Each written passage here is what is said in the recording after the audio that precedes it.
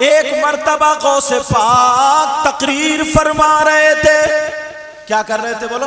تقریر فرما رہے. اور جب تقریر کر رہے تھے تقریر کرتے کرتے چپ ہو گئے، خاموش ہو گئے اور ایک شخص کی طرف کو دیکھنے لگے.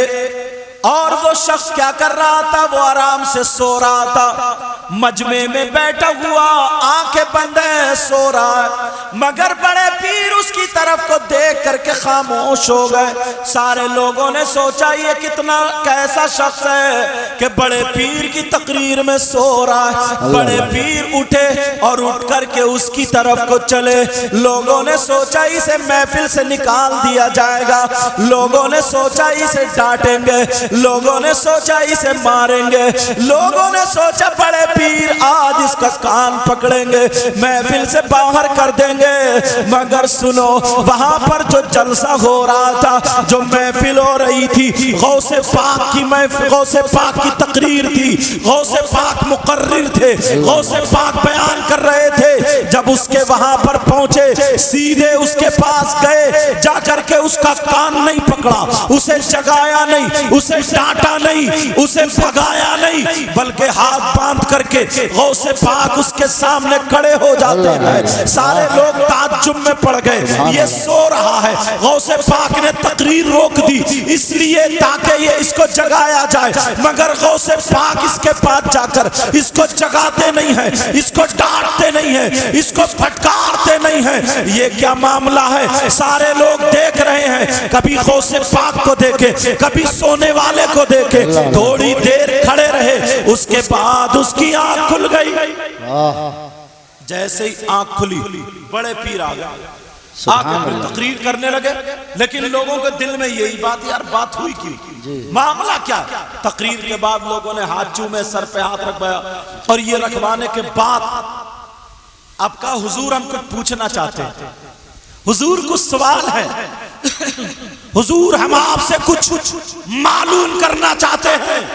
بڑے پیر مسکرائے، سمجھ تو گئے، مگر پھر بھی کہا چلو پوچھ لو، تمہارے دل کو ٹھنڈک پہنچے گی، پوچھو تاکہ اور لوگ بھی سن لے کیا پوچھنا چاہتے ہو. تو بڑے پیر سے ان لوگوں نے کہا حضور یہ شخص ہے جس کو ہم پکڑ کے لائے ہیں، اسے مجمع میں سونا نہیں چاہیے تھا مگر یہ مجمع میں سو گیا، اسے آپ کو ڈانٹنا چاہیے، اسے مجمع سے نکالنا چاہیے. آپ نے تقریر چھوڑی، اس کے پاس آ گئے، آپ نے ڈانٹا نہیں مگر کھڑے ہو گئے. اتنا بتا دے سرکار، آپ نے اسے ڈانٹا کیوں نہیں، ہاتھ باندھ کے کیوں کھڑے رہے؟ تو بڑے پیر نے کیا جواب دیا؟ بڑے پیر کہنے لگے میں بعد میں بتاؤں گا، پہلے اس سے پوچھو کہ تو سو رہا تھا، سوتے سوتے تو خواب میں کیا دیکھ رہا تھا، اس سے پوچھو. لوگوں نے کہا یہ بتاؤ تو کیا دیکھ رہے تھے؟ تو وہ مسکرا کے کہنے لگا ارے میں نے بڑے پیر کو تقریر کرتے ہوئے دیکھا، یہ سید زادے ہیں، یہ غوث پاک ہے، میں نے دیکھا. ان کے چہرے کو دیکھ کر میرے دل میں خیال آیا یار یہ آل رسول ہے، جب ان کا جواب نہیں ہے تو ان کے نانا کا جواب کہاں سے ہوگا؟ میں آقا کو تو دیکھ نہیں سکتا، میں آقا کو دیکھ نہیں سکتا، میں نانا کو دیکھ نہیں سکتا، محمد الرسول اللہ کو دیکھ نہیں سکتا. کاش میں نبی کے زمانے میں ہوتا، میں آقا کو دیکھتا. میں مجبور یہی سنتا ہوا میری آنکھ لگ جاتی ہے. جیسے ہی آنکھ لگی تو میں نے دیکھا میرے آقا محمد الرسول اللہ میرے سامنے ہے اور میں سو رہا تھا، خواب میں نبی کا دیدار. نعرہ تکبیر، نعرہ رسالت، جشن عید میلاد النبی، مسلک اعلیٰ حضرت علماء اہل سنت حضرت علامہ سید مقیم الرحمن صاحب قبلہ، حضرت علامہ سید مقیم الرحمن صاحب قبلہ، سرزمین رونا کا سنی مسلمان. نعرہ تکبیر، نعرہ رسالت. میں خواب میں نبی کا دیدار کر رہا تھا. یہ تو وہ بولا جو سو رہا تھا. اب غوث پاک کیا بولے یہ بھی سنو، بڑے پیر صاحب کیا بولے یہ بھی سنو.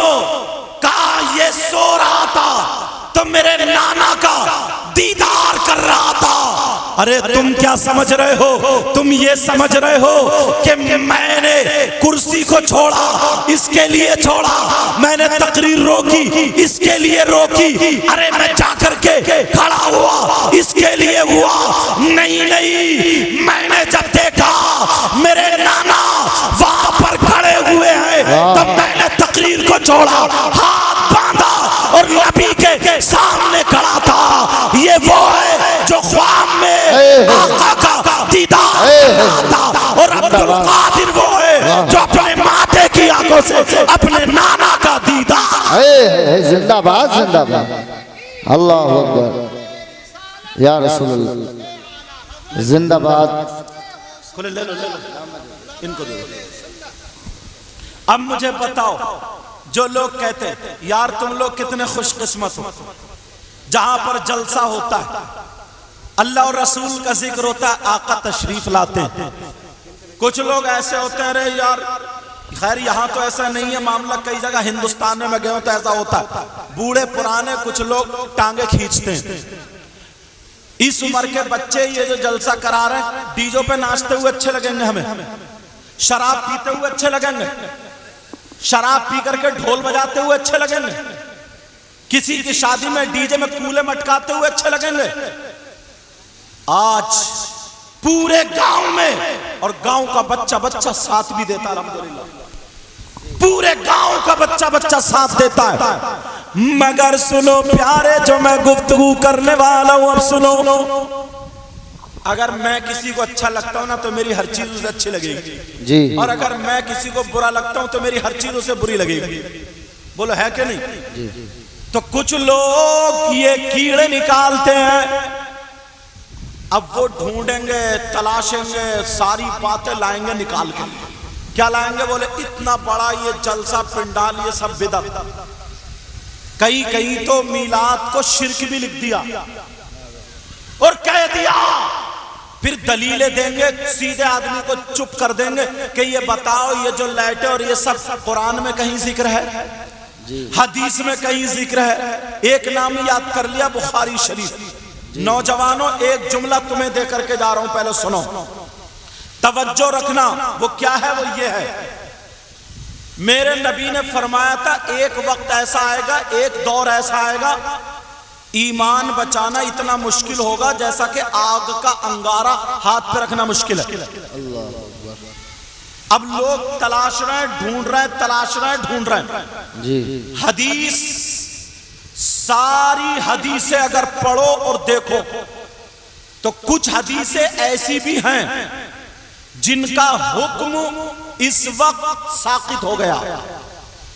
حدیث جو نبی نے فرمایا، ابھی جو زور شور چل رہا ہے یہاں مجھے پتہ نہیں، کسی مولوی نے اگر بخاری شریف پڑھنا شروع کری، پڑھتا چلا گیا، اور آج کل موبائل کا دور ہے، پڑھتا چلا گیا پڑھتا چلا گیا پڑھتا چلا گیا، اب نماز پہ پہنچا، نماز پڑھنے کا طریقہ آیا کہ ہم نے نیت باندھی، نیت باندھنے کے بعد اب پڑھنے کے بعد ہم رکوع میں جائیں گے تو ایسے ہاتھ اٹھائیں گے جس کو رفع یدین بولتے ہیں، اب ہم وہ رفع یدین کریں، ارے یار طریقہ لکھا ہے، طریقہ کیا لکھا؟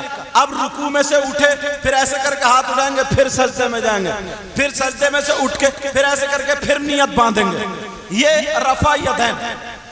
رفع کے معنی آتے اٹھانا اور یدین معنی دونوں ہاتھ، یہ عربی کا جملہ تھا اس لیے۔ آپ دکھا بھی دیں گے حدیث شریف میں ہے بھی، حدیث شریف میں ہے، لیکن امام کتنے ہیں پہلے یہ بتاؤ؟ 4 امام کتنے بولو؟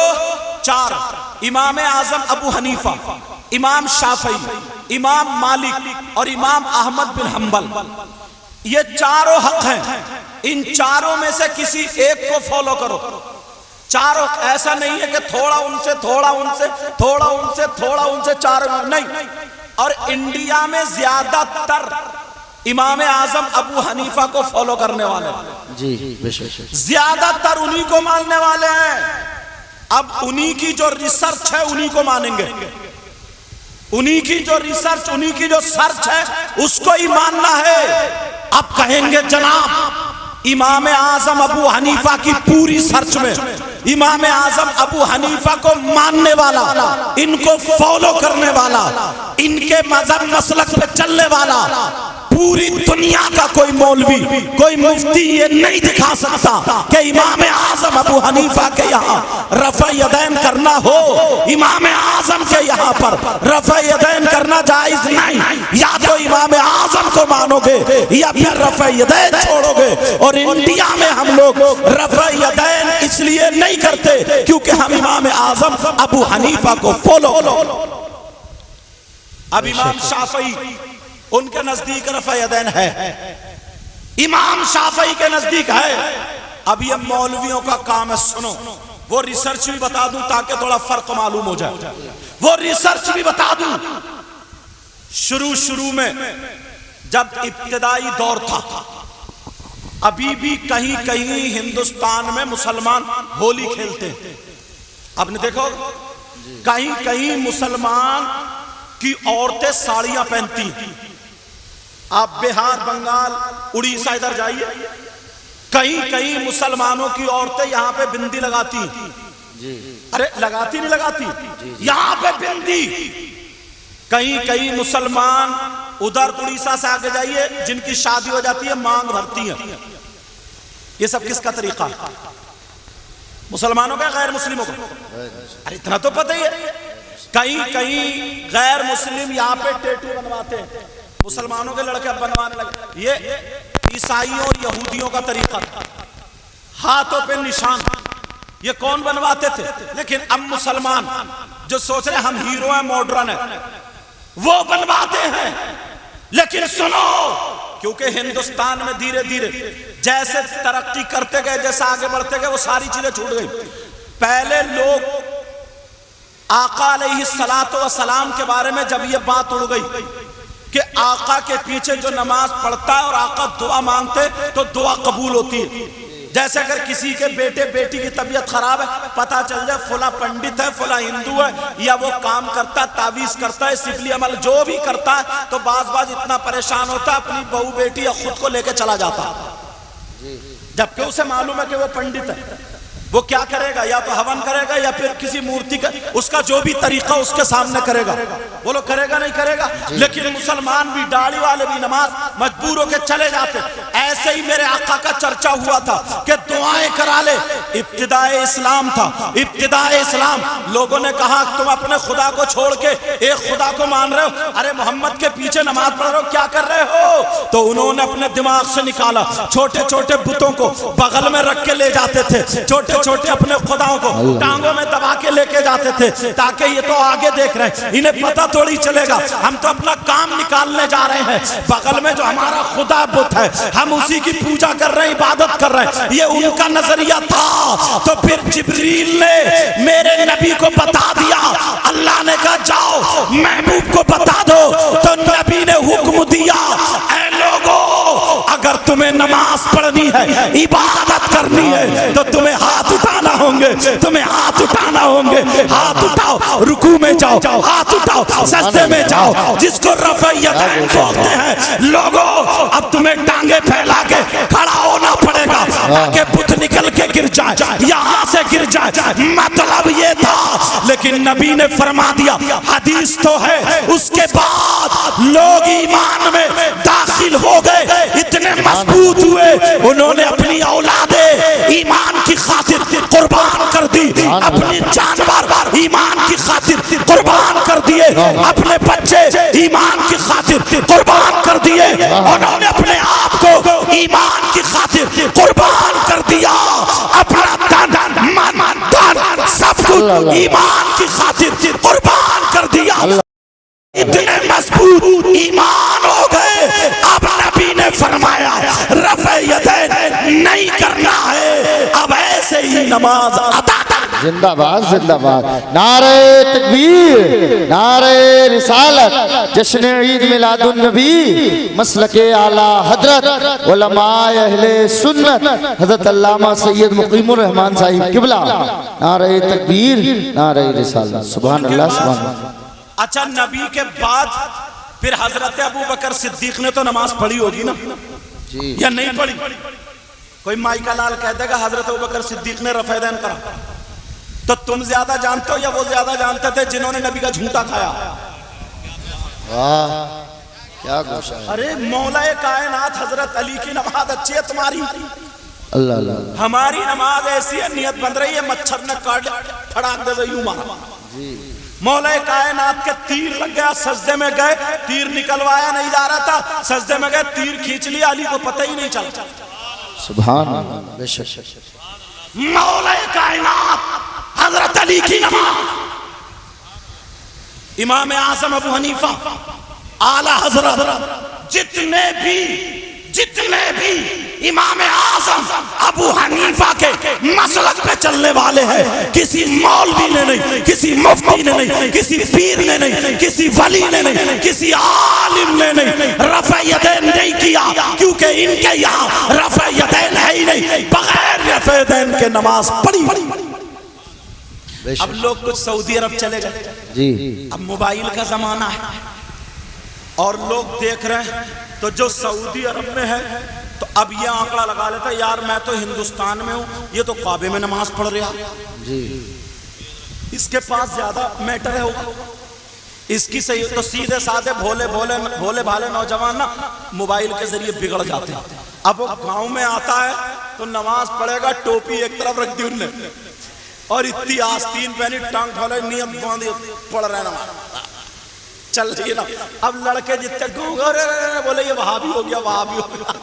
اس کا پیچھا جب لیا نا، جیسے کہیں اونٹ آ جا تو کتے چپٹ جا، اس کا پیچھا لیا نا، بولے وہابی ہو گیا، وہابی ہو گیا، وہابی ہو گیا. وہ کہنے لگا تم جاہل ہو، تم سے کچھ آتا ہی نہیں ہے، میں نے سعودی عرب میں دیکھا لوگوں کو نماز پڑھتے ہوتے. اب لڑائی جھگڑے میں ہوتے ہوتے ہوتے ہوتے وہ یہی کہتا ہاں میں وہابی ہوں، روک لو، کیا کرو. ختم ہو گیا وہ جی. بیچارے کو مار دیا، لے جا کے ڈھاک کے پیڑ سے باندھ کے. ہر چیز تم موبائل سے نہیں سیکھ سکتے. موبائل میں بھی ان مولویوں کی تقریریں سنو جو باقاعدہ مولوی ہے اور صحیح ہے، ورنہ تو ایسا دجال ہے کہ تمہیں پتہ بھی نہیں چلے گا اور ایمان لوٹ کے لے جائے گا. جی بے شک حق بات ہے. ایک حدیث بخاری شریف کی ہے، تم جا کے دیکھنا. اور میں بتاؤں تمہیں، جب یہ بات ہوئی تھی نا، اس نے حدیث دی. اصل میں مجھ سے کس بات پہ ہوئی تھی؟ جب لوگ صحابہ کرام نہ جا رہے تھے تو پانی کی تنگی تھی، پانی کی قلت تھی اس دور میں. جیسے اب سے 50 سال پہلے گھروں میں مکئی کھائی جاتی تھی، باجرہ کھایا جاتا تھا، چنے کی روٹی، گیہوں اور چاول کم کھائے جاتے تھے. جی. اب دور ایسا، لوگ یہ ننھی چھائی جو ہے نا، موٹے چاول بھی نہیں کھاتی، یہ جو ہے باریک کھاتے. یہ کیا کھاتے بولو؟ باریک چاول. جیسے دور ہوتا جا رہا ویسے ہی دور. لیکن سنو، اب پانی کی قلت تھی، تنگ. وہ صحابہ کرام پینے کا پانی رہ گیا تھا. اتفاق سے جب لیٹے تو ایک صحابی ناپاک ہو گئے. یہ سننے کی بات ہے. کیا ہو گئے؟ ناپاک ہو گئے. اب نہانا ہے ناپاک، اب کیا کریں؟ پانی ہے نہیں اتنا، اگر یہ نہا لیں گے تو پیاسے مریں گے. اب کیا کریں؟ چلو آقا کی باری. آقا نے کہا اگر وہ گندگی دکھائی دے رہی ہے تو ریتا ڈال دو، خشک ہو جائے گی، سوکھ جائے گی، پھر اس کو ایسے جھاڑ دو. پہلے ریتا بھی تک گرم ہوتا تھا، اور اس کے نشان کو کھرچ دو کسی چیز سے، ختم کر دو. اور اگر کہیں نہیں دکھ رہی ہے وہ گندگی، نہ تمہارے جسم پہ نہ کپڑوں پہ، تو نماز پڑھ لو. وہ ایک مجبوری تھی. لیکن حدیث تو ہے. عرب میں آج بھی جتنے شیخ ہیں وہ رات کو بس اپنا جو آپ لوگ جیسے نا رات کو سونے کا لباس لور وغیرہ وہ کیا کیا ہوتے ہیں پہنتے، ایسے ہی وہ پہنے. اگر کہیں گندگی ہے، بیویوں کے ساتھ رہے، گندگی ہے تو اس کو صاف کر لیا، نہیں ہے تو بس اوپر سے جبہ ڈالا، وضو بنایا، نماز پڑھ لیتے. ناپاک آدمی. اب تم پڑھو گے کیا؟ اس نے حدیث دکھا دیا. اگر تمہارے کسی کے نوجوان کو یہ حدیث ہاتھ لگ جائے تو تمہیں تو بلے بلے ہو جاؤ گے. تم تو یہ سوچو گے کہ صاحب نہانے کی ضرورت ہی نہیں ہے. اور وہ یہ کہے گا یہ گاؤں کے امام صاحب بھی پڑھے ہوئے نہیں ہیں، گاؤں کا مولانا لوگ بھی پڑھے ہوئے نہیں. ارے یہاں پڑھو نہیں، سب سے بڑا علم مجھے ہی ہے، کیونکہ مجھے ایسی حدیث مل گئی. ہاں اب سنو یہ ساری چیز. اب جب اس نے دکھائی، حدیث دکھا دی، میں نے کہا ہاں ہے تو. اور دوسری طرف حدیث الطہارۃ نصف الایمان، پاکی ایمان کا آدھا حصہ. میں جب بخاری لایا میں نے کہا بخاری کی تیسری جلد نکال، اور نکال کے میں نے وہ حدیث دکھا دی۔ کون سی حدیث؟ حضور نے فرمایا اونٹ کا پیشاب پیو۔ کیا ہوا؟ صحابہ کے حضور کے دور میں بیماری پھیلی جس کو طاعون کی بیماری بولتے ہیں، ان کی آنتیں پھولتی تھی اور بسٹ ہو جاتی تھی، جیسے سائیکل میں پنچر ہو جاتا۔ بہت صحابہ کا بھی انتقال ہوا۔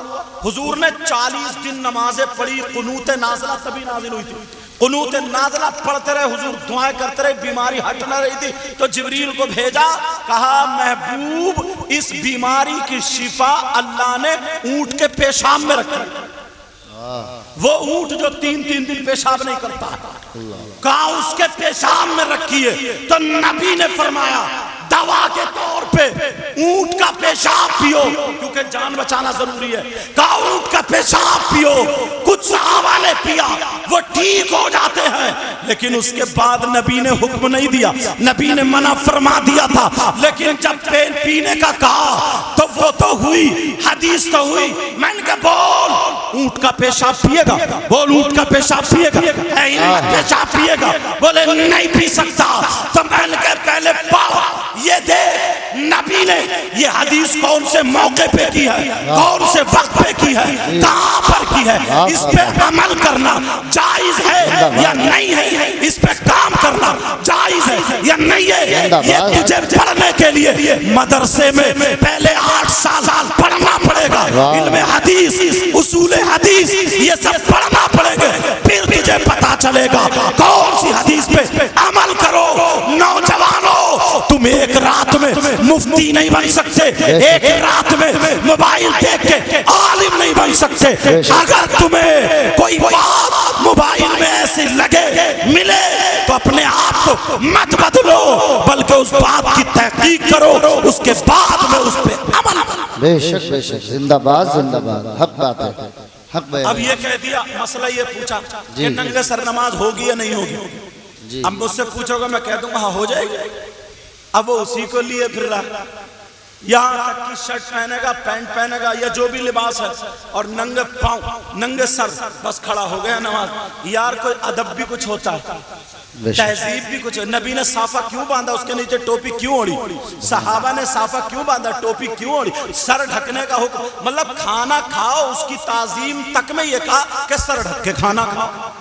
کوئی اچھا آدمی آ جاتا، کوئی مولانا تمہارے یہاں پہنچتا، اگر ننگے سر ہو نا تو کھڑاک سے ٹوپی ڈھونڈتے پھرتے ہو، لیکن ٹوپی رکھ کے ہاں حضرت کیسے آئے؟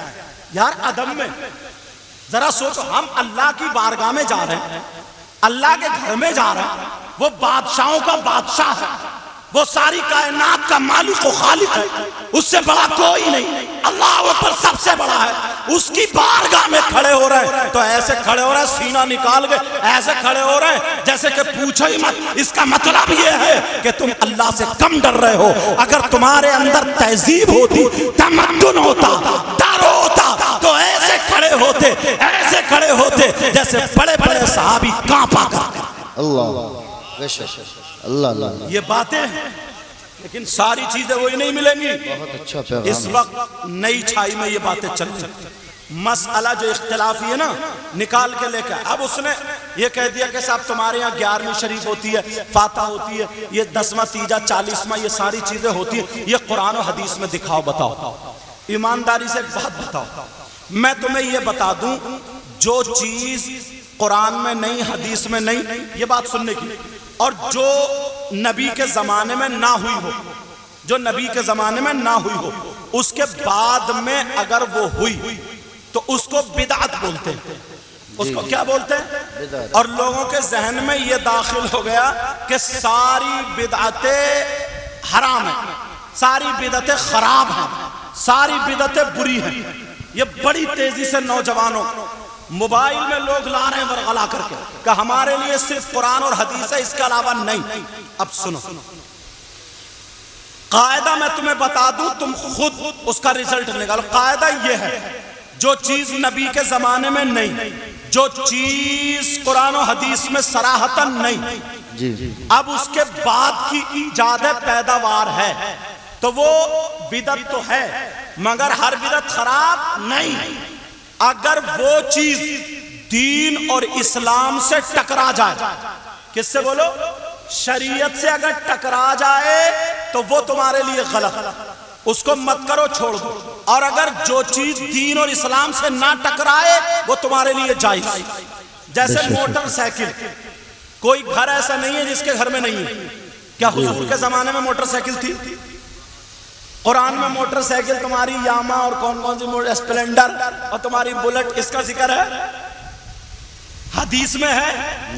تو پھر تو یہ بھی بدعت ہو گئی۔ مولانا بھی ٹنگے پھر رہے ہیں، میں بھی اور تم بھی سب ٹنگے پھر رہے ہیں۔ ایک جگہ تو امام حافظ صاحب قرآن سنانے گئے تو ان کو انعام میں موٹر سائیکل تھی اور موبائل بھی نہیں تھا۔ پچھلے سال ہمارے امام صاحب کو موبائل دیا تھا، تم نہیں۔ لیکن سنو، موٹر سائیکل نہیں تو پھر یہ تو ناجائز ہو رہا۔ اب یہ دیکھنا ہوگا یہ دین اسلام سے ٹکرا رہی نہیں۔ اگر تم نے اس میں تیل چرا کے اگر ڈالا تو یہ تمہارے لیے اب جائز موٹر سائیکل نہیں ہوگی۔ دوسرے کی موٹر سائیکل چرا کر کے اگر تم سواری کرو گے اس پہ تو یہ تمہارے لیے جائز نہیں، کیونکہ اب ٹکرا رہی ہے۔ اور اگر اپنا تیل ہے، اپنے پیسے کی موٹر سائیکل ہے، کتنے ہی گھومو تو یہ جائز ہے۔ اور آگے لے لو، ماروتی کار حضور کے زمانے میں نہیں۔ اب یہ کہتے ہیں کہ تم نے یہ بلب لگائے، تم نے یہ لائٹیں لگائیں، یہ پھکنے جو لگائے، اس پھکنے کا ذکر حدیث میں بتاؤ۔ اب جب پھکنا تھا ہی نہیں اس دور میں، یہ بلب تھے ہی نہیں اس دور میں، جب لائٹیں تھے ہی نہیں اس دور میں، اور یہ بجلی نہیں بنی تھی اس دور میں، تو تم سے بڑا پاگل کون ہوگا جو تم حضور کے زمانے کی پوچھ رہے ہو؟ ارے یہ تو ایک تہذیب ہوتی ہے۔ تم نے میرے لیے کرسی ڈالی، ان کے لیے کرسی ڈالی، صوفہ کبھی کسی صحابی کے لیے ڈالا؟ صوفے پہ کبھی نبی بیٹھے؟ تو سب سے خراب کام تم میرے ساتھ یہی کر رہے ہو۔ اچھا، حضور کے زمانے میں کولر نہیں تھا یہ جو چل رہا ہے، اور تم کولر کی ہوا کھا رہے ہو۔ تمہاری مسجد میں اے سی لگی پڑی ہے، پنکھے لگے پڑے، کولر لگے، پتھر لگے پڑے، ٹیلز، ساری چیزیں لگی پڑی ہیں، تم نے وہاں بھی نہیں چھوڑا۔ اچھا چلو، حضور کے زمانے میں تمہارے ابا تھے اور اماں تھی، دادا بھی نہیں، پورا گھر ہی خراب ہو گیا یار تمہارے کہنے کے اعتبار سے۔ ارے یہ دیکھو، ہر دور کا کلچر ماحول ہوتا۔ اس دور میں حضرت یہ کپڑے پہنے جا رہے ہیں، ایسے ایسے پہن رہے ہیں۔ پہلے لوگ کھادی کے کپڑے پہنتے تھے، کھدڑ پہنتے تھے، وہ وہی چلتے تھے۔ پہلے لوگ جوار وغیرہ مکئی وغیرہ کھاتے تھے، اب گیہوں چاول چل رہے ہیں۔ جیسے ماحول ہے، پہلے لوگوں کی بیل گاڑیاں چلتی تھی، اب ماروتی کار چل رہی، سمجھ رہے؟ پہلے لوگوں کے گھر میں چراغ اور ڈبی جلتی تھی، اب لائٹیں جل رہی۔ پہلے لوگ کپڑے سے یا پنکھے سے کسی چیز کا ہوا کرتے تھے، اب کولر چل رہے۔ پہلے لوگ ہاتھوں سے مسالہ پیستے تھے، اب مکسر مشین چل رہی۔ جی ارے یہ تو دور ہے، یہ تو وقت ہے۔ یہ دیکھو کہ دین اسلام سے ٹکرا رہا ہے یا نہیں۔ مسئلہ یہ ہے، پہلے کا دور اور تھا۔ اب یہ چیزوں کے لیے تمہیں قرآن میں نہیں دیکھنا کہ بلب کا ذکر بتاؤ، تمہارے گھروں میں لیٹرن کا ذکر بتاؤ۔ حضور کی آمد پہ تم نے گھر سجا دیے۔ ہم جو بتائیں گے یہ بتائیں گے۔